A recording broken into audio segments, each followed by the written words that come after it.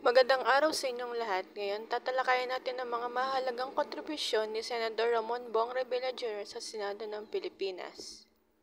Si Senador Bong Revilla ay kilala sa kanyang masigasig na paglilingkod sa bayan. Sa kanyang termino, marami siyang naisabatas na naglalayang mapabuti ang kalagayan ng mga Pilipino. Batas na kanyang isinilong ay ang Expanded Senior Citizens Act, na kilala rin bilang Revilla Law. Sa ilalim ng batas na ito, ang mga senior citizen na edad 80, 85, 90 at 95 ay makakatanggap ng 10,000 pesos, habang ang mga aabot ng 100 taon ay makakatanggap ng 100,000 pesos. Layunin nitong maagang maibigay ang benepisyo sa ating mga lolo at lola. Bukod dito, isinusulong din ni Senador Revilla ang pagtataas ng sahod ng mga guro, nurse at iba pang manggagawa.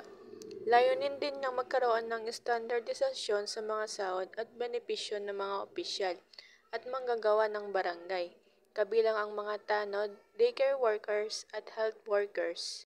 Sa loob ng 3 dekada ng kanyang serbisyo publiko, naghain si Senador Revilla ng mahigit 2,000 panukalang batas, kung saan 300 dito ay naisabatas kasama ang kanyang mga co-author. Kabilang dito ang lifetime validity ng birth certificate at ang expanded centenarian law. Ilan lamang ito sa mga nagawa ni Senador Bong Revilla sa Senado. Patuloy siya nagseserbisyo para sa ikabubuti ng bawat Pilipino. Maraming salamat sa inyong panonood.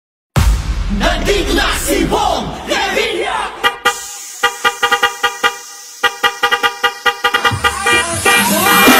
Bong Revilla, siya si Bong Revilla. Bong Revilla, siya si Bong Revilla. Bong Revilla, siya si Bong Revilla. Aha! Nandito na si Bong Revilla! Bong Revilla po, number 11 sa balota.